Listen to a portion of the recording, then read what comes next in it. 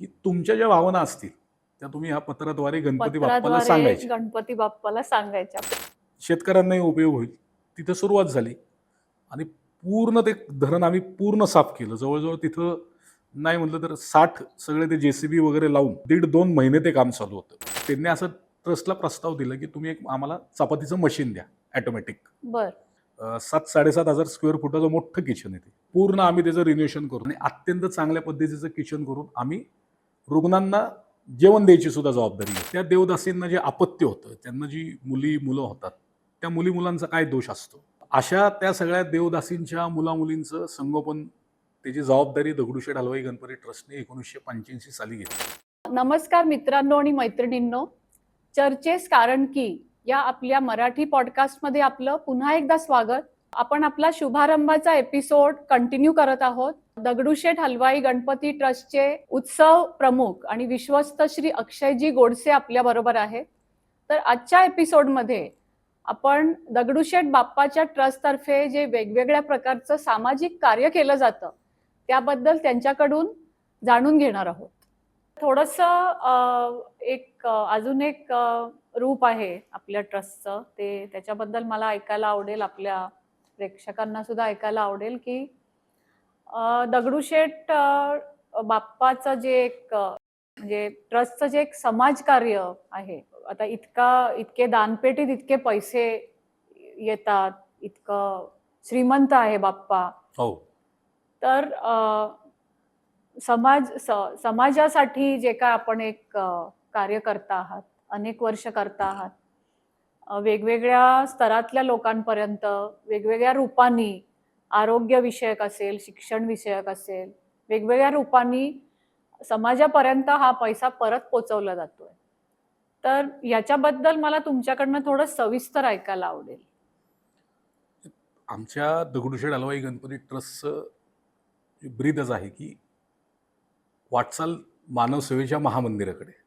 मुळात बरोबर. त्याचंच हे किती सगळं सुंदर वाक्य आहे. सगळं रहस्य त्या वाक्यातच सगळं दडलेलं आहे. हो. म्हणजे तात्या असतील, मामा असतील, हे नेहमी एक गोष्ट सांगायचं की त्यांच्या भाषणात असेल किंवा ते कुठे चर्चा करत असताना हे कार्यकर्त्यांना नेहमी ते सांगायचे की देव मंदिर असलं पाहिजे, ते संस्कार केंद्र ठरलं पाहिजे आणि देव मंदिराबरोबर मानव सेवेच्या महामंदिराकडे आपण वाटचाल केली पाहिजे, असं ते नेहमी सांगायचे. आणि त्याच्यामागची त्यांची तळमळ, त्यांची भूमिका ही खूप वेगळी होती. आणि त्याच अनुषंगानं जसं आपण म्हणलात की ही सामाजिक कार्याचा वारसा, ही परंपरा सुरू झाली. 1984ला गणपती बाप्पाचं मंदिर झालं. 68ला जसं मी तुम्हाला सांगितलं की ही मूर्ती झाली गणपती बाप्पाची, सगळा हा वैभवशाली इतिहास सुरू झाला. 68 ते 84 ही गणपती बाप्पाची मूर्ती पुण्यातल्या शुक्रवार पेठेतल्या 11 मारुतीच्या मंदिरात ठेवण्यात येत होती. तिथं चतुर्थीला लोक जायचे, दर्शन घ्यायचे, पण ती जागा खाजगी मालकीची होती, त्याला काही निर्बंध होते. अनेक गणेश भक्तांनी अशी विनंती केली की आता गणपती बाप्पाचं मंदिर हे झालं पाहिजे. मग त्यावेळेला फरसखाने पोलीस स्टेशनचे तिथं ते अग्निशामक केंद्र होतं, तिथं छोटं मंदिर त्यावेळेला तिथं एक महादेवाच्या मंदिरा शेजारी ते बांधण्यात आलं. त्यावेळेला धाडगे कुटुंबाने आम्हाला त्यावेळेला ती जागा दिली त्यांची आणि तिथं तो मंदिराचा प्रवास सुरू झाला. 84 साली मंदिर झाल्यानंतर मग वर्षभरातच गणपती बाप्पाच्या इथे मंदिरात असलेल्या दानपेटीमध्ये पैसे चांगले जमा झाले. म्हणजे गणपती बाप्पाचा उत्सव, तात्या असं सांगायचे की उत्सव साजरा होऊन पैसे वाचतील, इतके पैसे त्यावेळेला मंदिराच्या माध्यमातून जमा झाले. आता सगळ्यांनाच असा प्रश्न पडला की आता ह्या पैशांचं करायचं काय. सगळ्यांनीच असं ठरवलं की आपण काहीतरी एक समाजाचं देणं लागतो. बरोबर.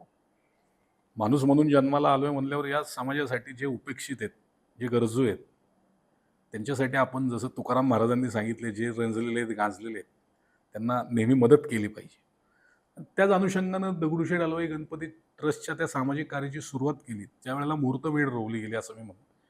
आणि तात्यांनी असं ठरवलं किंवा तात्या मामा सगळ्या त्या विश्वस्त मंडळाने असं ठरवलं की आपण ज्या भागात काम करतो, ज्या भागात आपण गणपती बाप्पाचा उत्सव साजरा करतो, ज्या भागात हे मंदिर आहे, त्या बुधवार पेठेमध्ये पलीकडेच देवदासींची मोठी वस्ती आहे, आपल्याला सगळ्यांना माहिती आहे. त्या देवदासींना जे अपत्य होतं, त्यांना जी मुलं होतात, त्या मुलांचा काय दोष असतो? त्यांचा काही दोषच नसतो. बरोबर. त्या सगळ्या त्या निरागस बाळांचं बालकांचं संगोपन किंवा त्यांचं पालकत्व कोण घेणार? कोणी घ्यायची त्याची तयारीच नसते. अशा त्या सगळ्या देवदासींच्या मुलामुलींचं संगोपन त्याची जबाबदारी दगडूशेठ हलवाई गणपती ट्रस्टने 1985 साली घेतली. अच्छा. कोंढव्याला 1 एकर जागा विकत घेऊन तिथं भाग्योदय नगर त्याला नाव दिलं आणि त्या भाग्योदय नगरमध्ये बालसंगोपन केंद्र स्थापन केलं आणि 60 मुली आणि 40 मुलं देवदासींची त्यावेळेला दत्तक घेतली वयाच्या 7व्या वर्षी. वयाच्या 7व्या वर्षी त्यांना दत्तक घ्यायचं आणि 21व्या वर्षापर्यंत त्यांचं पालन पोषण करायचं. त्यांचं शिक्षण सर्वात पहिले त्यांचं महत्वाचं आणि त्यांना त्यांच्या पायावर उभं करायचं. हे खूप महत्वाचं काम ट्रस्टच्या माध्यमातून तेव्हा झालं. मग त्यावेळेला तिथं ती जागा घेऊन तिथं मोठा प्रकल्प, तिथं सगळं बांधकाम करण्यात आलं, शाळा बांधण्यात आली, तिथं त्यांच्या राहण्याची व्यवस्था करण्यात आली, तिथं त्यांच्या जेवणाची व्यवस्था करण्यात आली, त्यांना खेळायला वगैरे तिथं बाग वगैरे तयार करण्यात आली आणि गणपतीचं मंदिर तिथं. कारण की या मुलांवर ह्या शिक्षणाबरोबर एक आपले संस्कार सुद्धा घडले पाहिजे. हो, तेवढं महत्वाचं आहे ते. त्यांना गणपतीची आरती असेल, गणपतीचा अथर्वशीर्ष असेल, ते त्यांनी म्हणलं पाहिजे. त्यातनं त्यांना एक आनंद मिळला पाहिजे. कुठेतरी एक मनशांती ज्याला आपण म्हणतो ती कुठेतरी लाभली पाहिजे असा उद्देश त्यावेळेला होता आणि अशाच माध्यमातून ती बालसंगोपन केंद्राची निर्मिती झाली. आणि मी सांगायला मला अभिमान वाटतो की ज्यांना आपण अनाथांची माय म्हणतो, महाराष्ट्र भूषण, पद्मविभूषण सिंधुताई सपकाळ यांना आदराने आपण लाडाने माई म्हणतो. त्यांची कन्या माझी मोठी भगिनी ममताताई ती सुद्धा आमच्या बालसंगोपन केंद्रातच मोठी झाली. आणि आज माईंचा वारसा ती पुढे चालवते. म्हणजे दगडूशेठच्या परिवारातली एक व्यक्ती माईंचा वारसा पुढे चालवतीये. ही खूप मोठी अभिमानास्पद गोष्ट आहे आणि एकदम समर्थपणे पुढे चालवतात. हो, अत्यंत चांगल्या पद्धतीने चालवत आहेत. आणि ममताताई ही दगडूशेठच्या परिवारातलीच आहे. अच्छा, खूप अभिमानाची गोष्ट. हो, ती सुद्धा त्या बालसंगोपन केंद्रातच होती. माईंनी अत्यंत श्रद्धेनं त्यावेळेला ट्रस्टला त्यांची जबाबदारी दिली होती आणि इतक्या विश्वासानं इतक्या मोठ्या व्यक्तीने आमच्या संस्थेवर विश्वास ठेवला. म्हणजे माई स्वतः या कार्यात असून सुद्धा त्यांनी ट्रस्टवर विश्वास आणि त्या आवर्जून सांगायच्या की दगडूशेठ हलवाई गणपती ट्रस्टला मी माझी मुलगी दिली आणि मी तिथून अनाथांची माय झाली. ह्या आवर्जून माई सगळीकडे सांगायच्या. ही खूप मोठी गोष्ट. हो, नक्कीच, बरोबर आहे. अशा माध्यमातून ती सुरुवात झाली. मग नंतर वीटभट्टी कामगारांसाठी गणपती नगराची एक कल्पना पुढे आली. आपण सिंहगड रोडच्या भागातच वीटभट्टी कामगारांच्या त्यावेळेला भट्ट्या होत्या खूप. त्यावेळेला त्यांना घर कोण बांधणार? ते सगळ्यांच्या घरांना विटा पुरवतात. अशी एक संकल्पना पुढे आली. ट्रस्टने असा निर्णय घेतला की आपण या लोकांना घरं बांधून देऊ, यांच्या घरांना आपण कुठेतरी मदत करू. मग त्यावेळेला 100 घरं वीटभट्टी कामगारांची बांधून त्याला गणपती नगर म्हणून असं नाव देऊन त्यांना ती देण्यात आली. त्यानंतर ॲम्ब्युलन्स सुवर्णयुग तरुण मंडळाच्या माध्यमातून आमचा शिवजयंती महोत्सव खूप मोठ्या प्रमाणावर साजरा केला जातो सांस्कृतिक पद्धतीने. त्या शिवजयंती उत्सवामध्ये व्याख्यानमाला हा खूप मोठा एक त्याची परंपरा होती. म्हणजे अगदी रामभाऊ म्हाळगी, प्रमोदजी महाजन, शरदराव पवारसाहेब असतील, शिवसेना प्रमुख बाळासाहेब ठाकरे असतील किंवा शिवशाहीर बाबासाहेब पुरंदरे असतील, अगदी आत्तापर्यंतचे डॉक्टर विजयराव कोळवेकर असतील आणि सर्वात महत्त्वाचं म्हणजे प्राचार्य शिवाजीराव भोसले. ते अत्यंत मोठे व्याख्याते होते. त्यांच्या जिभेवर सरस्वती होतीच. ते बोलले की असं ऐकतच राहावं असं वाटायचं. हे सगळेच लोक खूप मोठे व्यक्ती व्याख्याते आणि आपापल्या क्षेत्रातले दिग्गज. हो, अनेक पत्रकार, मोठे पत्रकार त्यावेळेला व्याख्यानमालेत सहभागी व्हायचे आणि 2-2 तास लोकांना खिळवून ठेवून एकाच जागी ते व्याख्यान करायचे. अशी त्या शिवजयंतीच्या माध्यमातून 8-8 दिवसाची आमची व्याख्यानमाला होती. त्यावेळेला सगळ्या कार्यकर्त्यांनी अशी कल्पना मांडली की आपण एक ॲम्ब्युलन्स लोकांसाठी घेऊ आणि ॲम्ब्युलन्स सेवा सुरू करू. त्यावेळेला पुण्यामध्ये एवढं ॲम्ब्युलन्सचं जाळं नव्हतं किंवा पुणे शहर एवढं मोठं पण नव्हतं. रुग्णांची सेवा कुठंतरी व्हावी त्यावेळेला म्हणजे खऱ्या अर्थानं जय गणेश आमचं रुग्णसेवा अभियान जे आहे त्यावेळेलाच सुवर्णयुग तरुण मंडळाच्या माध्यमातून ते सुरू झालं.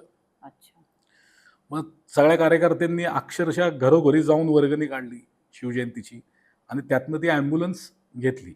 दगडूशेठ हलवाई गणपती ट्रस्ट आणि सुवर्णयुग तरुण मंडळाच्या माध्यमातून त्या ॲम्ब्युलन्स ती घेतली आणि मग लोकांना ती आज आमच्याकडे 13 ॲम्ब्युलन्स आहेत. त्यातली एक नेत्र तपासणी आहे, एक दंत तपासणी आहे आणि बाकीचे जे ॲम्ब्युलन्स आहे या पुणे आणि पिंपरी चिंचवड शहरात मोफत आणि 24 तास आपण त्याला सेवा देतो. ओके. म्हणजे पुणे पिंपरी चिंचवडमध्ये कुठेही रुग्ण न्यायचा असेल किंवा काही काय असेल तर त्याला आपण इमर्जन्सी काय आली कुठे तर. मोफत आपण त्याला सेवा देतो आणि 24 तास देतो.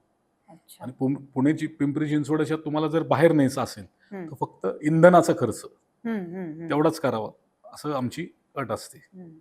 बरोबर आहे. त्यामुळे माफक- अनेक गरीब रुग्णांना मदत त्या माध्यमातून होते. ओके. जसं मी तुम्हाला बोललो की मानव सेवेचं कार्य या माध्यमातून घडलं जातं.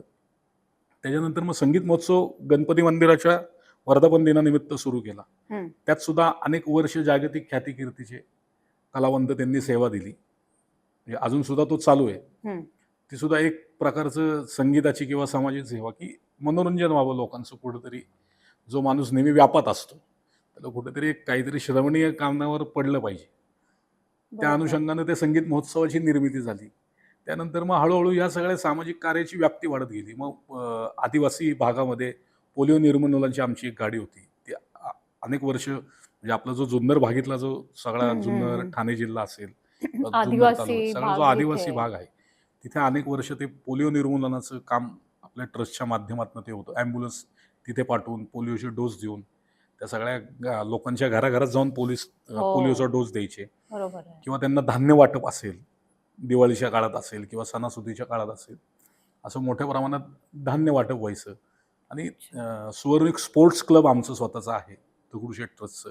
आणि अभिमानास्पद गोष्ट आहे की भारताची जी कर्णधार होती कबड्डीची सुमती पुजारी हम्म, हम्म, त्या आपल्या हम्म. स्पोर्ट्स क्लबमधल्या आहेत. दीपिका जोसेफ त्या दुसऱ्या कर्णधार त्यांच्यानंतर अच्छा. त्या सुद्धा सुवर्ण स्पोर्ट्स क्लबमध्ये आहेत. शेळके सर आमचे इथनंच अत्यंत त्या अनेक वर्ष पुढे ट्रेनिंग घेऊन पुढे गेले. हो हो हो अच्छा. राष्ट्रीय दर्जाच्या सगळ्या हो, खेळाडू. हो, हो. बरोबर. आणि भारतीय खेळांना चालना मिळावी म्हणून सुवर्ण स्पोर्ट्स क्लबची त्यावेळेला निर्मिती झाली. आणि हे खूप महत्वाचा पॉइंट सांगितला हो की हो भारतीय खेळ पुढे आले पाहिजे. त्यामुळेच. आणि कबड्डी या खेळाला त्यामुळे बरेच हम्म, वर्ष हम्म. आम्ही कबड्डी स्पर्धा अनेक वेळेला घेतल्या. 125व्या गणेशोत्सवाला घेतली. शताब्दी महोत्सवात जसं मी सांगितलं की शताब्दी महोत्सव हा सांस्कृतिक सामाजिक आणि धार्मिक. ते सांस्कृतिक म्हणजे त्यावेळेला अखिल भारतीय क्रीडा स्पर्धा सुद्धा झाली होती. म्हणजे कबड्डी खो खो जे आपले भारतीय खेळ आहेत हम्म, हम्म, त्यांची हम्म. अत्यंत मोठी स्पर्धा त्यावेळेला घेतली होती. अच्छा. आपल्या बाबुराव सनस मैदानावर त्यावेळेला ती पण झाली होती. आणि तेव्हाच त्या सुवर्ण स्पोर्ट्स क्लबची स्थापना झाली स्थापना होती. झाली. आणि अजून सुद्धा ते काम ट्रस्टचं चालू चालू आहे. त्यानंतर मग हळूहळू त्या कामाची व्याप्ती वाढावी म्हणून ज्या वेळेला 2010ला आमचं विश्वस्त मंडळामध्ये काही बदल झाले. जुनी जी पिढी होती त्यांनी नवीन पिढीला जबाबदारी पुढे जबाबदारी हस्तांतरित दिली. केली. आणि नवीन नवीन लोकांची त्यामध्ये आली म्हणजे सहभागी झाले. बरोबर. माझे वडील अशोकराव गोडसे ते त्यावेळेला 2010 साली अध्यक्ष झाले. सुनील भाऊ रासने आता जे ट्रस्टचे जे विद्यमान अध्यक्ष आहेत हम्म. ज्यांच्या नेतृत्वाखाली आम्ही मार्गदर्शनाखाली काम करतो. सुनील भाऊ रासने त्यांची उपाध्यक्षपदी निवड झाली. अच्छा. कोषाध्यक्षपदी महेशभाऊ सूर्यवंशींची निवड झाली. सरचिटणीसपदी आमची माणिकराव चव्हाणांची माणिकदादांची निवड झाली. अशा पद्धतीनं मग त्यांनी काही आणि हेमंतभाऊ रासने त्यांची उत्सव प्रमुखमध्ये त्यावेळेला निवड झाली होती. मग त्यांनी काही गोष्टी थोड्याशा सामाजिक कार्याची दगडूशेठ ट्रस्टच्या व्याप्ती वाढावी म्हणून एक काही निर्णय घेतले. मग 2010ला जय गणेश ज्ञानवर्धन अभियान आम्ही सुरू केलं. अच्छा. त्याचं कारण असेल की की त्यावेळेला विद्यार्थ्यांच्या आत्महत्या फार होत होत्या. जे आपण ऐकलं असेल की हो, हो, हो. विद्यार्थी निराश व्हायचे, कमी मार्क पडले किंवा नापास झाले. अगदी कमी मार्क पडले तरी विद्यार्थी असा निराश येऊन तो कुठंतरी आत्महत्येच्या त्या विचारात जात होता. त्याला काहीतरी केलं पाहिजे अशी कल्पना त्यावेळेला डॉक्टर अल देशमुख जे आहेत आपले शिक्षण तज्ज्ञ आहेत पुण्यातले महाराष्ट्रातले त्यांनी ट्रस्टला अशी विनंती केली की आपण शैक्षणिक क्षेत्रात काहीतरी एक भरीव कार्य करू आणि एक विद्यार्थी पालकत्व योजना आपण सुरू करू. बर. त्या पालकत्व योजनेचं म्हणजे त्याचं नेमकं म्हणजे स्वरूप कसं असेल आम्ही त्यांना विचारलं. ते म्हणले की गरजू गरीब आणि हुशार जो गरजू आहे जो हुशार आहे आणि जो गरीब पण आहे ज्याला स्वतःला शिकायचं आहे पण त्याची आर्थिक परिस्थिती नाही आहे तो हुशार आहे त्याची इच्छासुद्धा आहे शिकायची अशा विद्यार्थ्यांना आपण त्यांचं शैक्षणिक पालकत्व आपण स्वीकारायचं. म्हणजे त्यांना मग शालेय साहित्य असेल किंवा त्यांचं कोचिंग असेल त्याला कुठल्या क्लासला जायचं असेल तर त्याची फी भरायची त्याला सर्वतोपरी मदत त्या पालकत्व योजनेच्या माध्यमातून करायचे. आणि त्याचं विशेष म्हणजे पुण्यातल्या मराठी माध्यमाच्या आम्ही शाळेतून निवडल्या. त्यावेळेला 55 शाळांची आम्ही पुण्यातल्या एक सर्वे केला. त्यातनं बघितलं की या शाळांमध्ये हुशारही विद्यार्थी आहेत. आणि त्याचं विशेष म्हणजे निवड आम्ही त्याची करत नाही, निवड ही शाळा करते. शाळा आम्हाला सांगते की ह्या विद्यार्थ्यांना खरंच आर्थिक मदतीची गरज आहे किंवा या पालकत्व योजनेची गरज आहे. त्याच्यामध्ये नुसतं आपण शिक्षण न ठेवता त्यांना संस्कार केंद्र सुरू केलं, संस्कार वर्ग सुरू केला. संस्कार केंद्राच्या माध्यमातून संस्कार वर्ग सुरू झाले. त्यावर त्यांचे चांगले संस्कार पण झाले पाहिजेत. धार्मिक असतील, सामाजिक असतील, सांस्कृतिक असतील, सगळ्या प्रकारचे संस्कार ते संस्कार वर्गाच्या माध्यमातून 1ली ते 4थीच्या विद्यार्थ्यांना घडवले जातात. त्यानंतर त्यांचं काउन्सिलिंग सुरू झालं. काउन्सिलिंग हे फार माणसाच्या आयुष्यात मला असं वाटतं महत्त्वाचं आहे. अनेक प्रश्न म्हणजे त्यावेळेला अशी एक कल्पना देशमुख सरांनी मांडली होती की जेवढ्या आपल्या शाळा आहेत, या 55 शाळा, त्या शाळांमध्ये आपण एक पत्रपेटी लावू. एक वेगळीच कल्पना होती. आणि त्याच्यावर गणपती बाप्पाचा फोटो आणि वरती लिहिलं होतं बाप्पास पत्र. आणि सगळ्या शाळेतल्या मुलांना, सगळ्यांना, म्हणजे नुसत्या पालकत्व योजनेतले नाही तर सगळ्याच मुलांना असं सांगितलं होतं की तुमच्या ज्या भावना असतील त्या तुम्ही ह्या पत्राद्वारे गणपती बाप्पाला सांगायच्या, पेटीत पत्र टाकून. आणि मग आम्ही ते दर महिन्याला ते उघडायचो जाऊन, शाळा वगैरे सुटली की. आणि मग अनेक पत्र, काही धक्कादायक पत्र त्यामध्ये आढळली की म्हणजे खरंच खूप वेगळेच हे विषय आहे. आणि आम्हालाही ती सगळी गोष्ट नवीन होती. पण जे काउन्सिलर होते आमचे, समुपदेशक होते, त्यांनी अत्यंत चांगल्या पद्धतीनं हा विषय हाताळला, हँडल केला त्यांनी. मग त्यांनी ते सगळी पत्र बघितली, त्या लेटरमध्ये काय काय लिहिलेलं आहे. अनेक मुलींनी अशी भावना व्यक्त केली होती की माझे वडील माझ्या आईला मारतात, ते दारू पिलेले असतात, मी खूप डिस्टर्ब होते, मला अभ्यास करायचा आहे, मला शिकायचं आहे, मला माझ्या पायावर उभं राहायचं आहे. मग आता बाप्पा तू मला काहीतरी हा मार्ग दाखव, मी तुझ्या दर्शनाला येते. अरे वा, मस्त. अशा पद्धतीचा अगदी एकदम निरागस आणि भावनिक पत्र बाप्पाला, अशी पत्र त्या मुलींनी खरंच लिहिली होती. म्हणजे बाप्पाच्या आणि माझ्यामध्ये कोणीच नाही, अगदी काय आपण खुले व्यक्त झाले होते, एकदम मुक्तपणे ते व्यक्त झाले होते, मोकळेपणाने. मग अशा पद्धतीनं ते मग त्यांची पत्र वाचून मग त्यांच्या आईवडिलांना आम्ही बोलून घ्यायचो, ते काउन्सिलर बोलून घ्यायचे, त्यांना दाखवायचे, हे बघा हे काय लिहिलंय, तुम्ही वाचा, आरसा आहे तुमच्या, हे तुमच्यामुळं त्या मुलीवर किंवा त्या मुलावर, तुमच्या अपत्यावर काय परिणाम होणार, त्याला काय तुम्ही देताय काय. बरं आता तुम्हाला पैशाचा प्रश्न नाहीये, ते त्याच्या पालकत्व दगडूशेठ ट्रस्टी गणपती बाप्पाने स्वीकारलेलं आहे.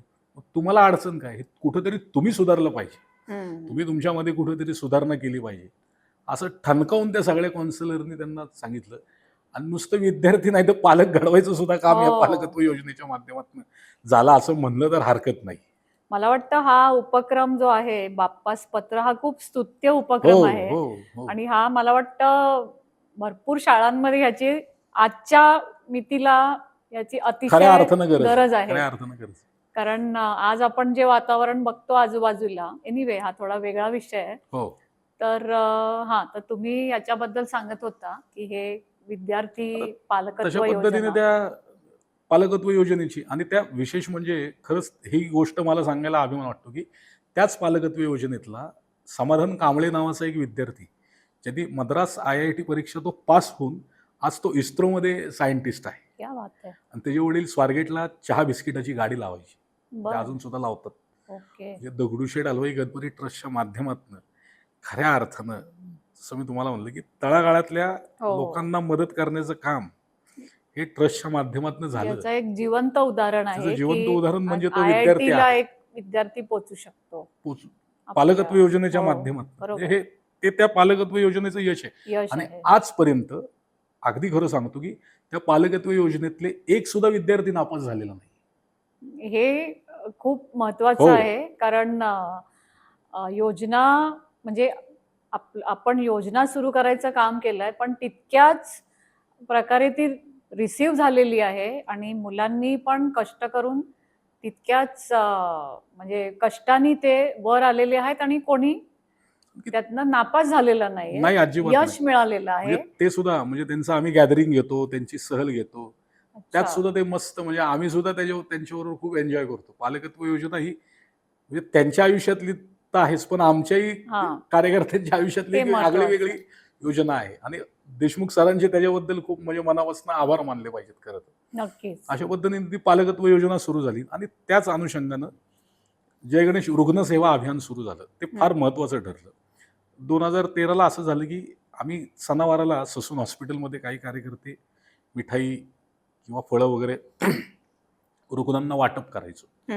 त्यावेळेला तिथं ससूनचे डीन होते डॉक्टर अजय चंदनवाले. अच्छा.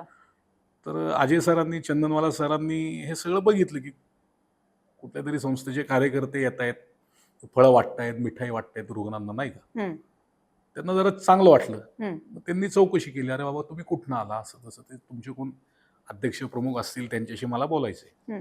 मग त्यांची सगळे ते आले, सगळे अशोक भाऊ, महेश भाऊ, सुनील भाऊ, सगळे त्यांच्याशी भेट झाली.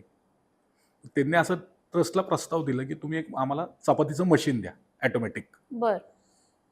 रोटी मेकर ज्याला आपण म्हणतो, त्यांच्या कॅन्टीनसाठी, कॅन्टीनमध्ये. तर ह्या तिघांनी होकार दिला, ठीक आहे म्हणले. पण नंतर ह्या तिघांचं काहीतरी ठरलं की आपण रोटी मेकर देऊ, पण हे काय ते शासकीय, ते महाराष्ट्र शासनाचं तर हॉस्पिटल, ससून हॉस्पिटल, सरकारी कर्मचाऱ्यांची आधीपासूनच तिथे एक ताण असता. बरोबर. ते टिकलं तर पाहिजे. तर ह्यांनी सहज त्यांना अशी विनंती केली की आम्हाला ते किचन बघायचंय बाबा, सहजच. मग ते ह्यांना घेऊन गेले आणि ते म्हणले बघितल्यानंतर इतकी भयानक परिस्थिती त्या किचनची होती. अच्छा. त्या भिंती सगळ्या काळ्या, म्हणजे अगदी चुकीच्या पद्धतीचं अन्न तिथं, आणि आपण पेशंट्सला तिथं दिलं जायचं. मग हे या तिघांनी असा विचार केला की आपण काहीतरी ह्याच्यात असं वेगळं असं काहीतरी करू, हे चपातीचं मशीन देऊन नुसतं होणार नाहीये.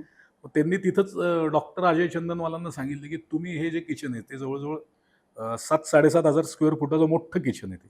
अच्छा. हे आम्हाला पूर्ण रिनोव्हेशन करायला द्या.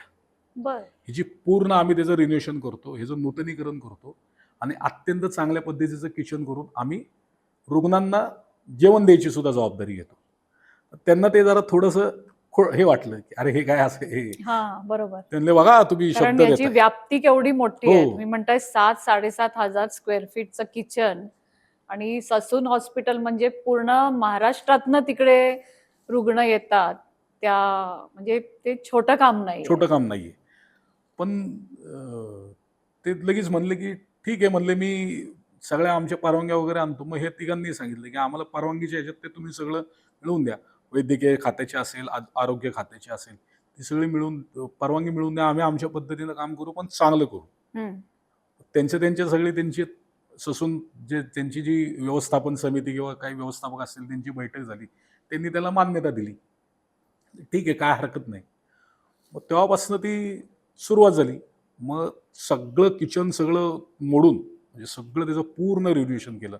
तिथं ड्रेनेज लाईन नवीन केली, तिथं सगळ्या त्याच्या भिंतीच्या रंगरंगोटी केल्या, लाईटी नवीन बसवल्या आणि सगळं इलेक्ट्रॉनिक किंवा इलेक्ट्रिकल, म्हणजे ऑटोमॅटिक ज्याला आपण म्हणतो की भात शिजवायचं मशीन, भाज्या शिजवायचं मशीन, डिशवॉशर, रोटी मेकर, ऑटोमॅटिक सगळं. ह्या सगळ्या यंत्रणा तिथं, म्हणजे अगदी 5 स्टार हॉटेलचं किचन असतं तशा पद्धतीचं ससून हॉस्पिटलचं किचन दगडूशेठ हलवाई गणपती ट्रस्टने त्यावेळेला तयार केलं. आणि त्यावेळेला माननीय अजितदादाच आपल्या जिल्ह्याचे पालकमंत्री होते. अजितदादांच्या हस्तेच त्याचं लोकार्पण झालं. म्हणजे अजितदादा सुद्धा म्हणले की हे आश्चर्य आहे, सरकारी कामातलं हे खूप मोठी गोष्ट आहे की असं सुद्धा किचन असू शकतं.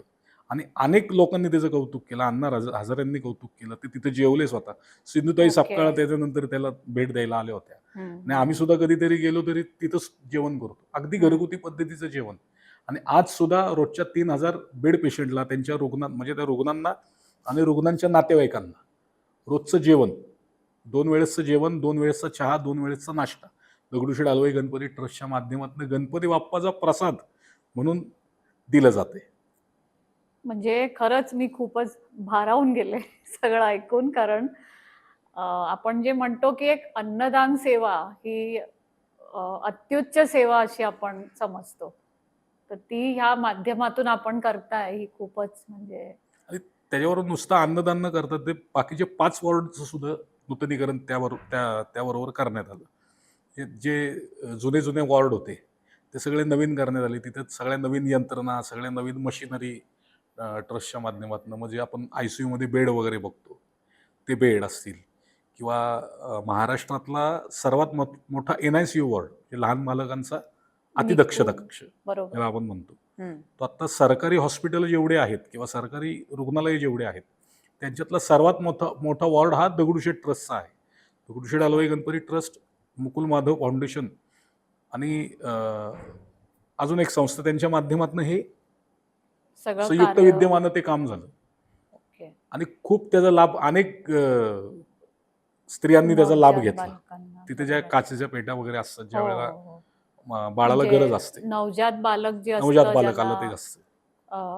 काही जन्मतः जर काही त्रास हो. असेल तर त्यांना त्याचा उपयोग होतो, हो. त्याची गरज असते तेव्हा. त्याचबरोबर रुग्णांचे नातेवाईक जे येतात, हम्म. ससून हॉस्पिटल असं आहे की पश्चिम महाराष्ट्रातलं मुख्य मोठं, आरोग्य केंद्र आहे. बरोबर. आणि जसं तुम्ही म्हणलात की महाराष्ट्राच्या कानाकोपऱ्यातनं तिथं रुग्ण येतात, पण त्यांची परिस्थिती नसते, ते काय कुठं लॉज घेऊन किंवा कुठं ते राहूच शकत नाहीत, हा, मग ते म्हणजे कुठं स्टेशनला राहतात. काही जणांना तर स्टेशनच्याच आवारात हो, राहण्याची वेळ येते. मग त्यांची सुद्धा व्यवस्था ट्रस्टनी केली. 2000 स्क्वेअर फुटाची एक शेड बांधली तिथं. अच्छा. त्याच्यामध्ये पंखे आहेत, लाईट आहेत, बसायला बाकड्या आहेत, चार्जिंग पॉईंट आहेत, त्यांना वाचायला पेपर आहेत, टीव्ही आहे, ओके. त्यांना जरा म्हणजे थोडंसं मनोरंजन व्हावं म्हणून टीव्ही सुद्धा आहे. रुग्णांबरोबर त्यांच्या नातेवाईकांची सुद्धा बसण्याची व्यवस्था त्या आवारातच, ससूनच्या मागच्याच बाजूला तिथं ट्रस्टनी केलं, ज्याला आम्ही निवारा शेड म्हणतो. निवारा शेडमध्ये अनेक रुग्णांचे नातेवाईक त्याचा लाभ घेतात. अशा पद्धतीने ते जय गणेश रुग्णसेवा अभियान तिथनं सुरू झालं. आणि त्याच्याच नंतर म्हणजे त्याच वर्षी 2013 साली महाराष्ट्रामध्ये बराच खूप मोठा दुष्काळ पडला होता. बरोबर. अनेक लोक ट्रस्टला टँकर पाहिजे किंवा आम्हाला चारा पाहिजे, चारा खूप त्याची कमतरता वासत होती. जनावरांसाठी. आता आपल्या पुणे जिल्ह्यामध्ये अनेक, म्हणजे पुरंदर तालुका हा तसा दुष्काळी भाग म्हणून हो. ओळखला जातो. बरोबर. तर पुरंदर तालुक्यातलं आपलं जे जेजुरी आहे, महाराष्ट्राचं कुलदैवत असणाऱ्या खंडोबारायाच्या मंदिराच्या मागं एक पिंगोरी गाव म्हणून आहे. त्या गावामध्ये साधारण 1972 सालचं एक छोटं धरण होतं. ओके. आणि ते धरण पूर्ण गाळाने भरलं होतं. अच्छा. आणि त्या धरणाचं वैशिष्ट्य म्हणजे त्याच्या तिन्ही चारी बाजूनी डोंगर आहेत.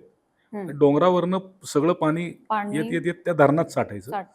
त्या धरणातनं सगळ्या ओढ्या नाल्यातनं सगळ्या गावाला, त्या जवळजवळ तिथल्या 10-12 गावांना, वाड्या वस्त्या सगळ्यांना पाणी पुरवठा व्हायचा. अशा पद्धतीची त्याची रचना होती.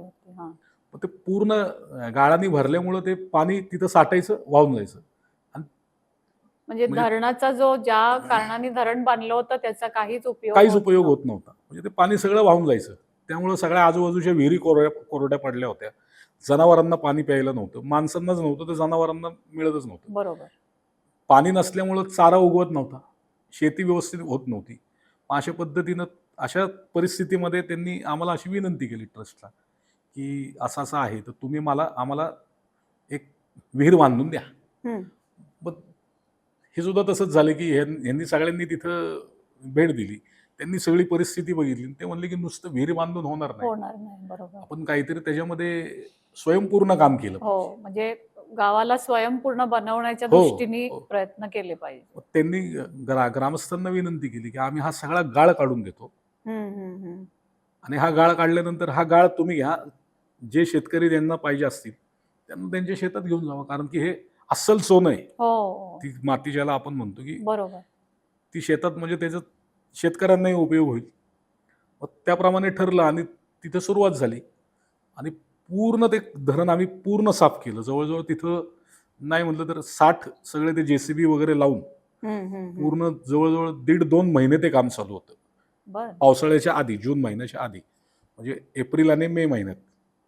ही 1972 ते धरण होतं. 2013 सालची गोष्ट. 2013 साली दुष्काळ पडला होता तेव्हाची गोष्ट आहे. मग तेव्हा ते धरण सगळं साफ झालं. विशेष म्हणजे त्या धरणामध्ये 2013 सालला आपल्याला आठवत असेल की विसर्जनाच्या दिवशी खूप मोठा पाऊस झाला होता. आणि अक्षरशः पावसातच सगळ्या मिरवणुका निघाल्या होत्या. दगडूशेठ हलवाई गणपती बाप्पाची सुद्धा मिरवणूक ही भर पावसात निघाली होती 2013ला, मला चांगलं आठवतंय. सगळ्या आम्ही पाण्याने गच्च पाण्याने भरलेले होते भिजून सगळे तसेच, भाविक कार्यकर्ते सगळे. आणि खूप म्हणजे आनंदात एक वेगळा आनंद होता. पावसात मिरवणूक निघाली होती आणि त्या मिरवणुकीतच आमच्या पदाधिकाऱ्यांना त्या ग्रामस्थांचा फोन आला की आपण गाळ काढलेलं धरण हे भरभरून वाहतंय, अच्छा, ओव्हरफ्लो झालंय. क्या बात आहे. हा. आणि ते म्हणले की विशेष म्हणजे गणपती उत्सवाच्या 10 दिवसातच इथे जास्त पाऊस पडला. म्हणजे ही गणपती बाप्पाची बाप्पाचीच किमया म्हणायची का कृपा आहे. काय म्हणायचं. करेक्ट. आपल्याला काय अंधश्रद्धा पसरवायची नाही, नाही पण पण ही वस्तुस्थिती आहे. हो, बरोबर आहे. त्या 10 दिवसात म्हणजे गणपती बाप्पा बसला, गणेश चतुर्थी ते अनंत चतुर्दशी पुढेही तिथं पाऊस पडत होता. त्यामुळे सगळे जे मेलेले जे ओढे नाले होते ते पुन्हा ते जिवंत सगळे झाले, जिवंत त्याचं झाले. पुनरुज्जीवन झालं. आम्ही 2-3 तिथं विहिरी बांधल्या होत्या, त्या पूर्ण क्षमतेने भरल्या. जनावरांना तिथं एक महिनाभरात चांगला चारा मिळाला आणि त्या माध्यमातून तिथे रोजगाराची निर्मिती झाली. त्यामुळे खऱ्या अर्थाने ते स्वयंपूर्ण ग्राम झालं. आणि बरोबर. ते गावातल्या लोकांना आणि सगळ्या त्या इतर बाकीची जी 10 गावं होती छोटी छोटी तिथं, त्यांना इतका आनंद झाला की त्यांना हे खरंच वाटत नव्हतं. हे खरंच झालेलं आहे. ज्या ज्या लोकांनी जेव्हा जे धरण झाल्यावर जे बघितलं होतं तेच चित्र त्यांनी आज इतक्या 2013 वर्षांनी परत पाहिलं. अशी परिस्थिती तेव्हा झाली. हो, बरोबर आहे. म्हणजे हा जो निर्णय तुम्ही म्हणता की आता म्हणजे आपल्या आतापर्यंतच्या संभाषणात 2 असे प्रसंग तुम्ही सांगितले की थोडीशी मदत मागितली पण एवढं भरभरून दिलं आणि नुसतं दिलं नाही तर दूरदृष्टी नजरेत हो, ठेवून हो. की फक्त आजचाच प्रॉब्लेम सॉल्व्ह करायचा नाहीये तर पुढे जाऊन स्वयंपूर्ण बनवायचं आहे. जसं ससून हॉस्पिटलचंही की त्याची व्याप्ती जर पाहिली, त्याच्या रुग्णांची संख्या पाहिली तर नुसतं रोटी मेकर देऊन चालणार नाहीये. तर एक स्वयंचलित किचनच तिकडे पाहिजे किंवा ह्या गावाचं पण जे तुम्ही सांगितलं तर ही दूरदृष्टी असणारे लोक ट्रस्टमध्ये आहेत. ही खूप मोठी एक उपलब्धी आहे. असं जसं मी मला म्हणलं की हे वाटतं. ताते मामांचे आमच्यावर असलेले हे सगळे संस्कार संस्कार आणि आहेत. त्या संस्कारातूनच आम्ही पुढे ही वाटचाल करतोय आणि बरोबर. पुढेही चालूच राहील.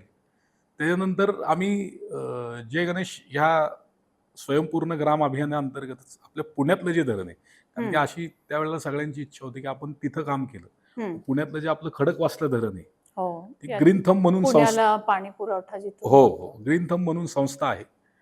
Green thumb. ग्रीन थंब त्या संस्थेच्या माध्यमातून कर्नल सुरेश पाटील आणि कर्नल संभाजी पाटील यांची संस्था आहे.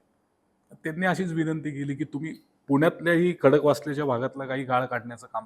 मग त्यावेळेला पुण्यातली जवळजवळ 350-400 सार्वजनिक गणेशोत्सव मंडळ दगडूशेठ हलवाई गणपती ट्रस्टनी त्यांचं नेतृत्व केलं. त्या दगडूशेठ ट्रस्टच्या नेतृत्वाखाली त्यांनी तिथं म्हणजे स्वतः सेवा केली सगळ्या कार्यकर्त्यांनी.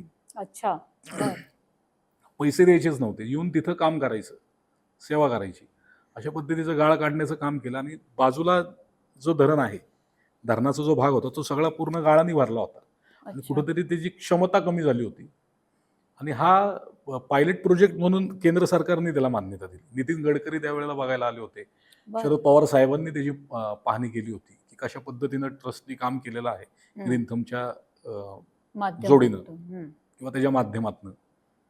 ते सुद्धा खूप अत्यंत त्याच्या बाजूला असं एक छान अशी बागेची निर्मिती केली. लोक आल्यानंतर, पर्यटक आल्यानंतर त्यांना बसता येईल आणि जेणेकरून आपला उद्देश होता की पाण्याची क्षमता वाढली पाहिजे. कारण की ती पातळी खालवत चालली होती.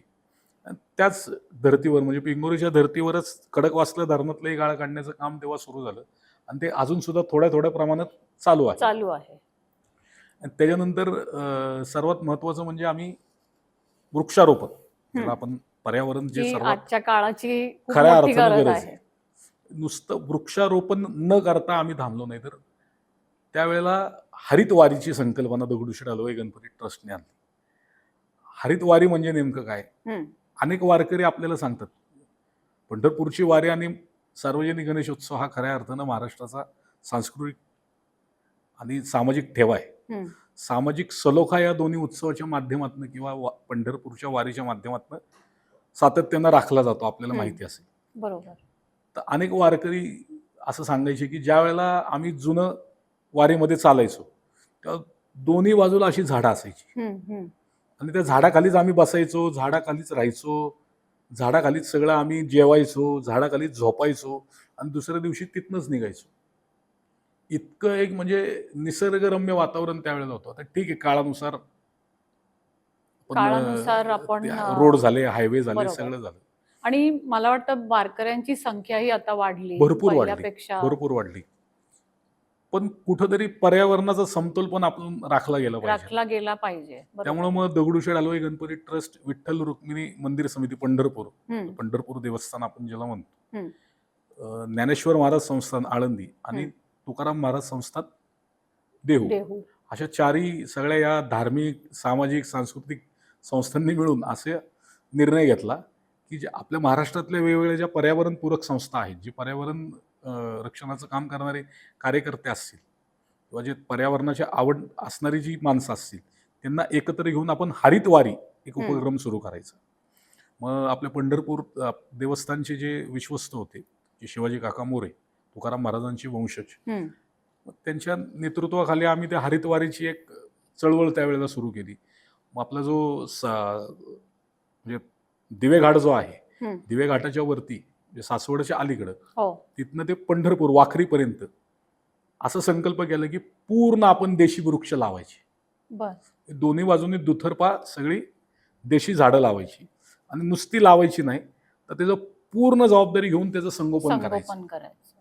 बरोबर. म्हणजे ते अगदी 25-30 फुटाचं झाड होत नाही आणि त्याची सावली सगळ्यांना मिळत नाही, तोपर्यंत त्याची सगळं त्याला खत घालणे, त्याचं पाणी घालणे, सगळी जबाबदारी ह्या संस्थांनी घ्यायची. आता ते मध्यंतरी आम्ही थोडं थांबवलं कारण की हायवेचं काम सुरू झालं होतं. हो, हो, हो. आता पुन्हा आम्ही ते सगळं सुरू करणार आहोत. अच्छा. त्यावेळेला तो उपक्रम आम्ही सुरू केला. बाबा महाराज सातारकरांच्या हस्ते त्या उपक्रमाची सुरू झाली. हम्म, आणि देहूमध्ये हम्म. म्हणजे ज्ञानेश्वर महाराज पालखी महामार्ग आणि तुकाराम महाराज पालखी महामार्ग, हो. त्या दोन्ही महामार्गावर दगडूशेठ हलवाई गणपती ट्रस्ट हरित क्रांती केल्याशिवाय राहणार नाही भविष्यात, हे मी तुम्हाला आवर्जून सांगतो. नक्कीच. तुम्ही एवढं भरभरून याच्याबद्दल बोलताय आणि आपण पाहतोच की दरवर्षी म्हणजे आपल्याला उन्हाळ्यात आठवण येते की अरे आपण किती झाडं तोडली. हो हो पण झाडं नुसती लावायची नाही, तर जसं तुम्ही सांगितलं की ती पूर्ण मोठी होईपर्यंत, त्याची सावली पडेपर्यंत त्याचं पालकत्व घ्यायचं, हो. हा खूप महत्वाचा विचार आहे. आणि त्याच्यात त्या भागातले सगळे मग सामाजिक कार्यकर्ते असतील, पर्यावरणवादी असतील, सगळ्या संस्था असतील, हे सगळे आम्हाला मदत करायला तयार आहेत. आमच्या सगळ्या बैठका वगैरे त्यावेळेला झाल्या. सगळ्या गणपती मंडळ त्या त्या भागातले असतील, म्हणजे सासवडमधले असतील किंवा जेजुरीतले असतील, ज्या ज्या जिथनं जिथनं पालखी जाते तिथं दुतर्फा म्हणजे असं जी लोक सांगायची की काही वेळेला पालखी अशा ठिकाणी सांगायची की तिच्या भोवत्याशी त्या पालखी तळाला झाडं असायची, त्यात पालखी तळाला तंबू लावायची गरज नव्हती. हो, त्या झाडांची सावलीच झाडांची नॅचरलच सावली त्यावेळेला होती. पडायची पालखीवर. बरोबर.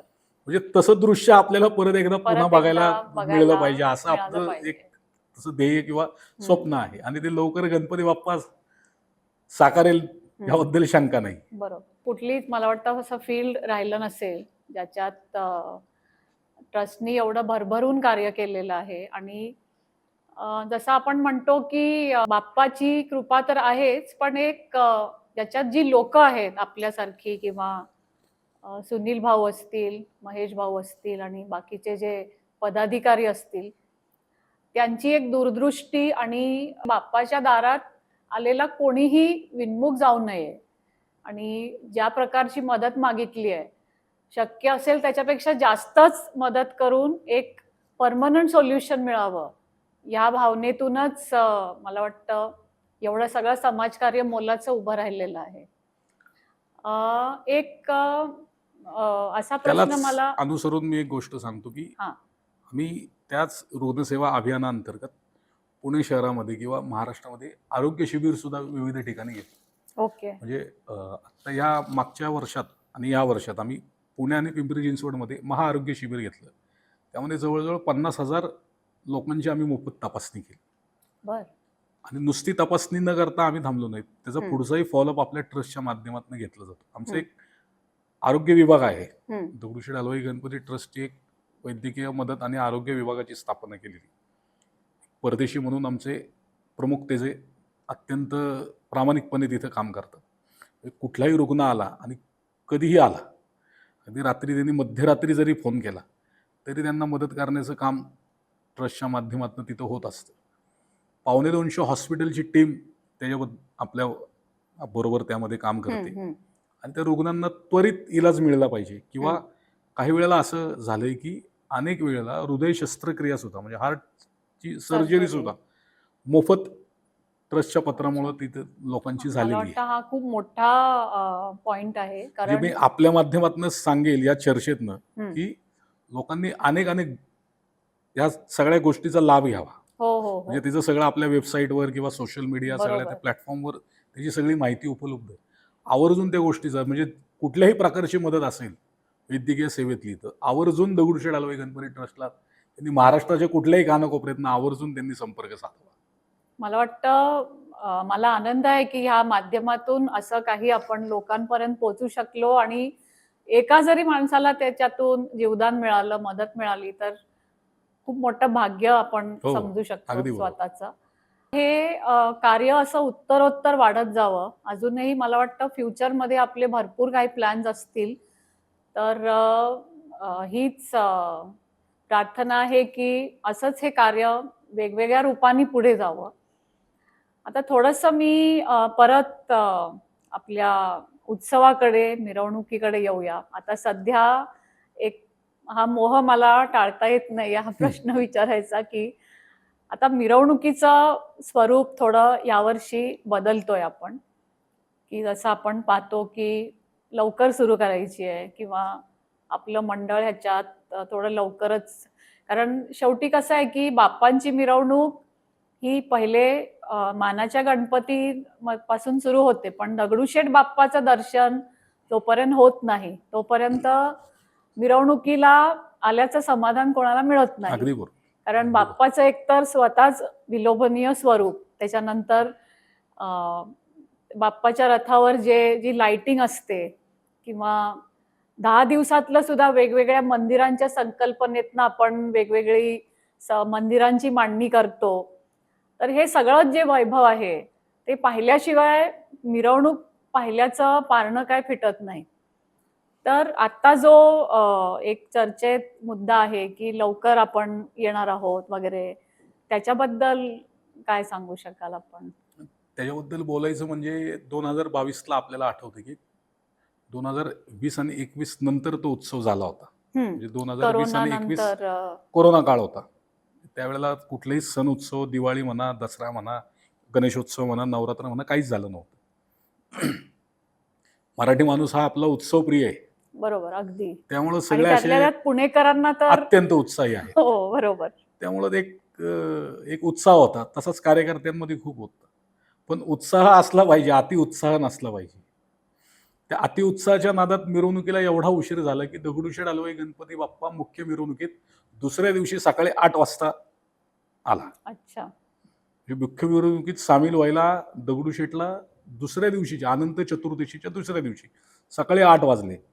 त्यामुळे कुठेतरी भाविकांची कुठेतरी नाराजी झाली आणि खूपच उशीर, रेकॉर्ड झाला उशीर होण्याचा. हो, अगदी पहाटे 3-4 आम्ही समजून शकलो असतो. त्याला विविध कारणं होती. आपल्याला काही त्याच्यात जास्त त्यात जायचं नाही. कसं झालं, कशामुळे झालं, कोणामुळे झालं, तो विषय वेगळा आहे. पण त्याच्यानंतर आम्ही सुद्धा थोडंसं आत्मपरीक्षण केलं की ह्याच्यामध्ये आपल्याला काहीतरी आता एक चांगली भूमिका आणि जबाबदारीची भूमिका दगडूशेठ हलवाई गणपती ट्रस्टला घ्यावी लागेल. कारण की हा असंच उशीर होत गेला तर त्या मिरवणुकीला काही अर्थ राहत नाही. आणि अनेक भाविक भक्तांची त्यामध्ये नाराजी झाली की अनेक वेळ आम्ही ताटकळत थांबलो होतो, आपली मिरवणूकच आली नाही, खूप उशीर झाला, असं झालं, तसं झालं, अमुक झालं, तमुक झालं. त्यामुळं आम्ही त्या सगळ्या गोष्टींचा सारासार विचार करून शेवटी 130 वर्षाची परंपरा खंडित जरी केली तरी कुठंतरी परिवर्तन ही काळाची गरज असते. बरोबर. परिवर्तन ही काळाची गरज असल्यामुळे त्या परिवर्तनाला अनुसरूनच आम्ही असा ट्रस्टने निर्णय घेतला. आमच्या ट्रस्टचे सरचिटणीस आणि माझे मार्गदर्शक हेमंत भाऊ रासने यांच्या नेतृत्वाखाली आम्ही असा निर्णय घेतला की आपण विसर्जन मिरवणुकीमध्ये दुपारी 4 वाजता सहभागी व्हायचं.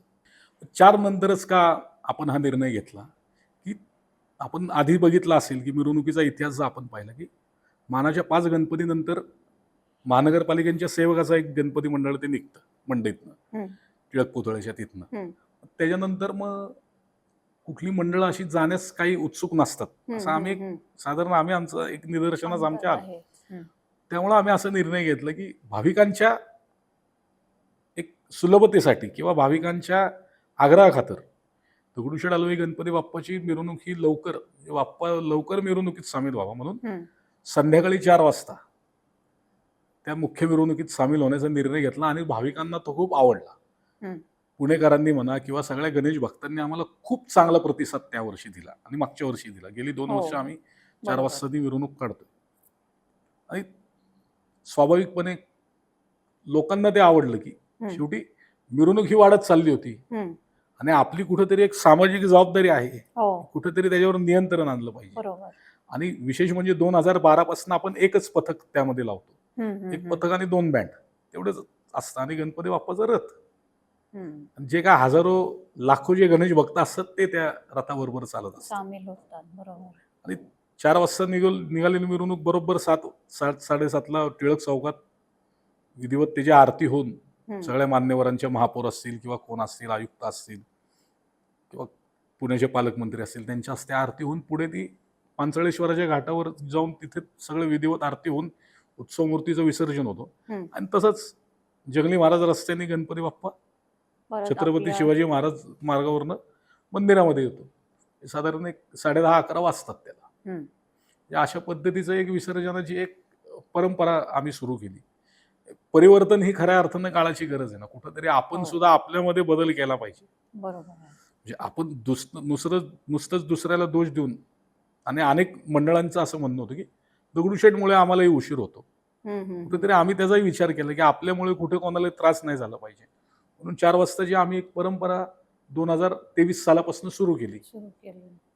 कारण शेवटी कसं आहे की गर्दी तर ही उत्तरोत्तर वाढतच जाणार आहे. कारण बाप्पाची प्रचिती आणि जसं आपण म्हणलं की भक्तांची संख्या ही कमी तर कधी होणार नाहीये. त्याला कारण असं की दगडूशेठ बाप्पा हा म्हणजे त्या जगभरातल्या सगळ्या गणपती गणेश भक्तांचं भाविकांचं आकर्षणाचं केंद्र कायमच राहिलंय. श्रद्धास्थान आहे. प्रचंड भाविकांची श्रद्धा आहे. लोकांना अनुभव खूप आहेत त्याचे. ती प्रचिती आहे म्हणून लोकांची श्रद्धा आहे. आणि त्या श्रद्धेच्या माध्यमातून शेवटी त्या सगळ्या गोष्टी घडतात. म्हणजे असंख्य भाविक भक्तांच्या श्रद्धेय दान देणगीतूनच या ट्रस्टची वाटचाल मानवसेवेच्या महामंदिराकडे चालली असं म्हणायला हरकत नाही. आणि सर्वात महत्वाची गोष्ट की आपण जेव्हा बघतो दगडूशेठ मंदिराचा जो परिसर आहे, म्हणजे मी जेव्हा लहान होते आणि आता जो परिसर आहे, इतक्या हजारो लोकांना तिकडे रोजगार मिळतो. म्हणजे लोक म्हणतात गर्दी गर्दी गर्दी, पण त्या गर्दीतूनच इतक्या लोकांची कुटुंब उभी राहिलेली आहेत. परत 10 दिवसात जो उत्सव आहे त्याच्यात तर मला वाटतं वेगवेगळ्या प्रकारचे रोजगार तिकडे लोक मिळवत असतील. आता ते कसं की आपल्या अथर्व शीर्षात एक ती ऋचा आलेली आहे, भक्तानुकंपिनम देवम जगत कारणम.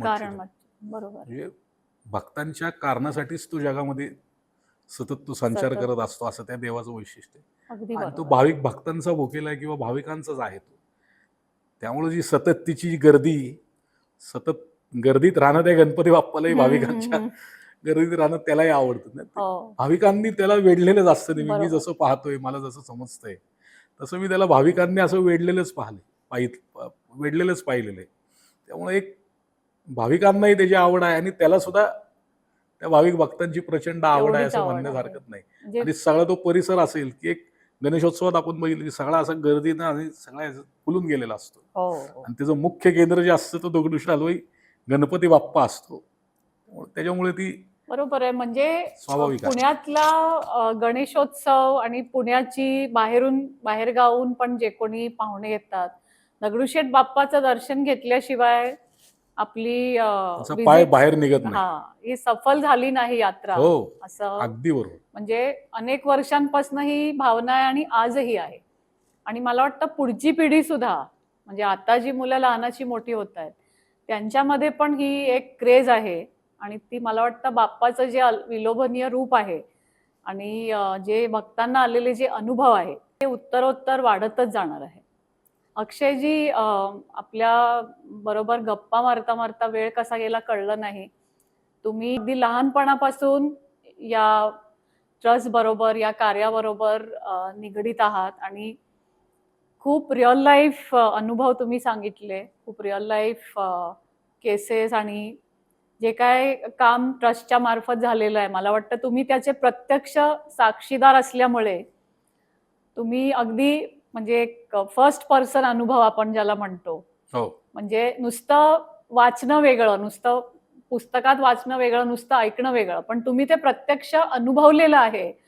त्यामुळे तुमचा जो एक भावनिक कनेक्ट त्याच्याबरोबर आहे, तो मला वाटतं तुमच्या बोलण्यातनं वेळोवेळी मला दिसून आला आणि खरोखरच आम्ही हे आमचं भाग्य समजतो, की आमच्या शुभारंभाच्या एपिसोडला आम्हाला तुमच्यासारखा एक कार्यकर्ता लाभला, जो बाप्पांबरोबर इतकं भरभरून तुम्ही सांगितलं आणि खरोखरच हे कार्य जे आहे ते इतकं महत्वाचं आहे आणि इतक्या तळागाळातल्या लोकांपर्यंत पोहोचलेलं आहे आणि जे तुम्ही काही उदाहरणं दिली, जसं ससून हॉस्पिटल झालं किंवा रुग्णसेवा, पालकत्व हे जे सांगितलं तुम्ही, समाधान कांबळेंचं जे उदाहरण दिलं, मला वाटतं ह्याची आज पण गरज आहे, काळाची गरज आहे. बाप्पाला पत्र हा एक उपक्रम सांगितला स्तुत्य उपक्रम. आणि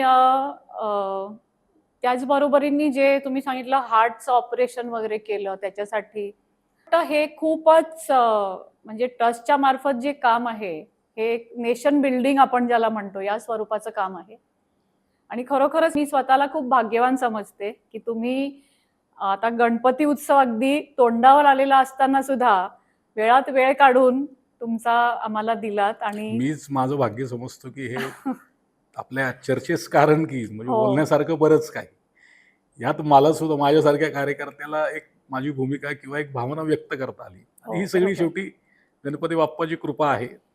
नॅचरली. आपले परत एकदा धन्यवाद, मनपूर्वक आभार आणि मित्रमैत्रिणींनो, मला परत एकदा आपल्याला हे सांगावंसं वाटेल की आज जे आपल्याला पाहुणे लाभले तसेच पाहुणे आपण ह्याच्या पुढेही बोलवू, ज्यांनी वेगवेगळ्या प्रकारचं कार्य केलेलं आहे किंवा काहीतरी वेगळं असं काम केलेलं आहे की ज्यातनं आपल्याला एक प्रेरणा मिळावी, काहीतरी एक स्तुत्य उपक्रम असेल, वेगवेगळ्या क्षेत्रांमधली अशा अशा बऱ्याच व्यक्ती आहेत ज्यांचं कार्य समाजापर्यंत, लोकांपर्यंत पोहोचणं गरजेचं आहे. तर अशा भरपूर साऱ्या लोकांना आपण या मंचावर बोलावणार आहोत. गणेशोत्सवाचा आपला एपिसोड हा एक माइलस्टोन ठरेल. तुम्हाला जर एपिसोड आवडला असेल तर चॅनल जरूर सबस्क्राईब करा. आपल्या मित्रमैत्रिणींपर्यंत हे ट्रस्टचं इतकं स्तुत्य कार्य आहे ते पोचवा आणि ह्याच्या पुढेही असे इंटरेस्टिंग एपिसोड्स आपण घेऊन येणार आहोत. तर मला वाटतं इथेच आपण हा आपला एपिसोड आज संपवू आणि आपले मनपूर्वक धन्यवाद परत एकदा. जय गणेश. जय गणेश.